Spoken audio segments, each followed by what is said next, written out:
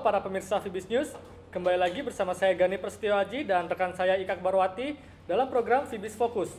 Pada Fibis Fokus kita kali ini akan melanjutkan mengenai tema sebelumnya, yaitu penggunaan internet dan sosial media pada regional Asia. Sebelumnya kita akan membahas mengenai penggunaan internet dan sosial media pada kawasan Asia, di mana total populasi regional Asia sendiri sebanyak 3,78 miliar, di mana 43%-nya adalah berupa warga perkotaan dan 57%-nya berada pada perdesaan, di mana sebesar 27%-nya atau setara dengan 1 miliar telah menggunakan penyambungan internet. Kemudian sebesar 21%-nya atau setara dengan 811 juta telah menggunakan sosial media. Kemudian untuk penggunaan dari mobile phone sendiri sudah mencapai 82% atau setara dengan 3,11 miliar. Dapat dilihat bahwa pada regional Asia sendiri, para pengguna internet terbesar adalah berasal dari Korea Selatan yang mencapai 83% dari total penduduknya sebanyak 48 juta. Sedangkan Indonesia sendiri mencapai 22% dengan populasi sebanyak 248 juta. Kemudian untuk Cina sendiri mencapai 40% pengguna internet dari total penduduknya sebanyak 1,3 miliar. Sedangkan untuk internet user sendiri dapat dilihat Indonesia mencapai 55 juta.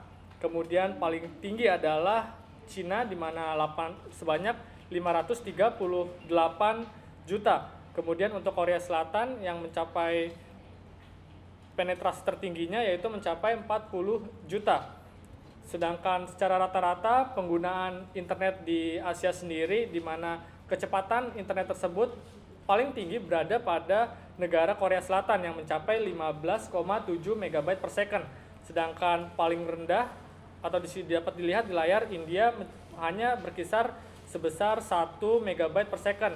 Dan nampaknya Indonesia sendiri tidak masuk dalam kategori tersebut karena berarti bahwa Indonesia memiliki kecepatan internet di bawah 1 MB per second.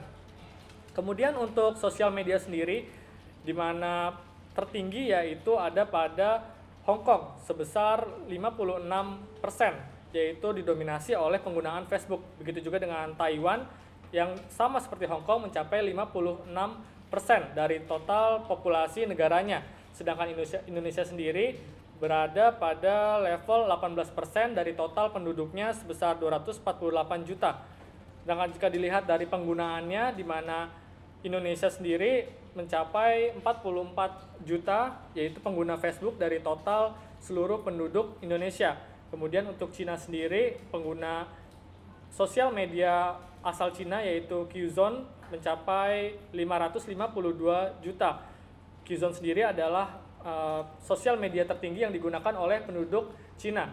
Kemudian untuk Korea Selatan sendiri berada pada level 26 juta, di mana sosial media yang mendominasi digunakan oleh para penduduknya yaitu Cyworld. Kemudian untuk Jepang sendiri, yaitu sosial media yang mendominasi digunakan oleh para penduduk Jepang adalah Twitter, yaitu sebesar 30 juta penduduk.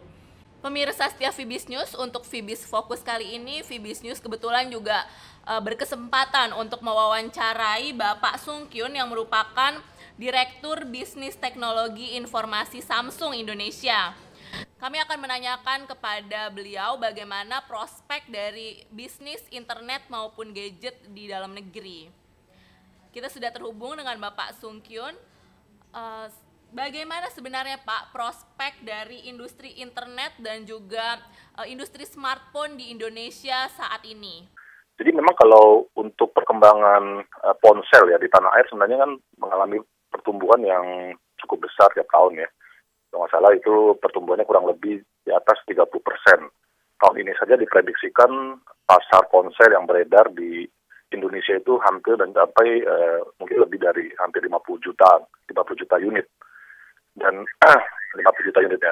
Dan smartphone ini memang kalau kita lihat perkembangannya semenjak pertumbuhan Android ya di Indonesia, dan bukan saja di Indonesia tapi di seluruh dunia ya secara global, memang terjadi perubahan tren gitu ya, yang dulunya ponsel itu hanya sebagai alat komunikasi, tetapi sekarang sudah dipakai untuk kegiatan yang lebih produktif ya, misalnya seperti internet browsing ya, cek email, dan juga mungkin beberapa aplikasi-aplikasi yang bisa diakses di mobile phone ya, yaitu adalah produk-produk smartphone. Terutama kalau kita lihat perkembangan produk-produk smartphone seperti merek Samsung ya, yang 3 tahun terakhir ini mengalami lonjakan yang cukup besar ya dari demand daripada konsumen. Baik, itu adalah hal yang sangat menarik. Akan tetapi kita jadi bertanya-tanya, sebenarnya apa yang melatar belakangi dari perkembangan tren yang begitu mengesankan ini, Pak?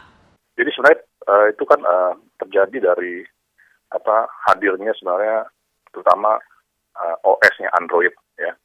OS Android itu mempermudah sebenarnya, apalagi terutama untuk pengembang aplikasi berbasiskan Android ya sebenarnya.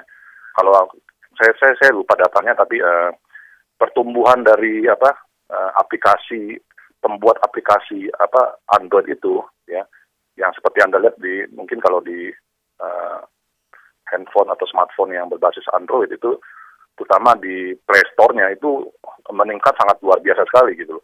Kalau beberapa mungkin kita balik 3 tahun yang lalu atau 4 tahun lalu, mungkin aplikasi Android itu di Google Play Store itu mungkin tidak terlalu banyak ya, tapi setiap hari itu bertambah terus itu. Jadi itu kan memberikan suatu gairah tersendiri ya. Jadi perkembangan aplikasi itu pun mempengaruhi juga konsumen gitu. Jadi banyak pilihan kan, dia bisa download atau install aplikasi, baik itu aplikasi berbayar ataupun free ya, dengan leluasannya di aplikasi-aplikasi seperti itu gitu. Nah, itu yang menyebabkan perkembangan smartphone ini bertambah besar gitu. Ya, itu yang membuat menjadi luar biasa perkembangannya itu. Lalu untuk menanggapi kondisi yang terjadi saat ini, bagaimana kebijakan dari perusahaan Samsung Indonesia untuk melakukan ekspansi pasar di dalam negeri?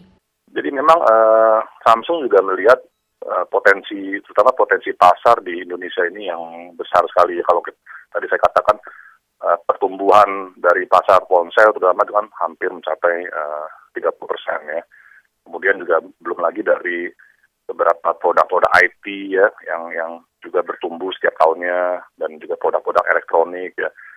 Ya, kita akan lihat sih sebenarnya kalau memang pertumbuhan pasar seperti ini, Samsung juga consider untuk menanamkan investasi sebenarnya di Indonesia. Tapi karena kita juga sedang studi ya, karena melihat perkembangan ini, ya tidak menutup kemungkinan Samsung akan melakukan investasi di tanah air di Indonesia ini, asalkan iklim investasinya cukup kondusif lah ya, dari pemerintah, misalnya support dari mungkin insentif ya, insentif berupa beberapa insentif untuk menggairahkan bagaimana mengundang juga investor-investor ya, utama merek-merek yang bermain di produk elektronik atau gadget untuk bisa menanamkan investasinya di Indonesia ini. Baik, demikian adalah wawancara kami bersama Bapak Sungkyun. Terima kasih kepada Bapak Sungkyun. Semoga Bapak selalu sukses dan juga sukses untuk Samsung Indonesia. Selanjutnya, bagaimanakah bisnis mengukur kinerja dari layanan jaring sosial ini? Ternyata kesuksesan dari bisnis itu dinilai berdasarkan dengan jumlah fans atau followers, yaitu sebanyak 82%. Lalu keterikatan atau engagement terhadap page milik perusahaan itu sendiri sebanyak 72%.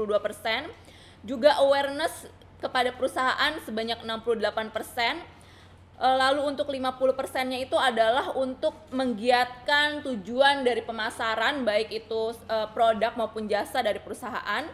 Lalu 50%-nya juga harus mendapatkan sales atau closing deals dari perusahaan tersebut, dan 45% adalah untuk adanya awareness terhadap merek dari perusahaan atau lembaga tersebut. Demikian adalah penjelasan kami mengenai penggunaan internet dan jejaring sosial atau sosial media untuk kegiatan bisnis di kawasan Asia. Sampai jumpa pada Fibis Fokus berikutnya. Semoga bermanfaat dan salam Fibis.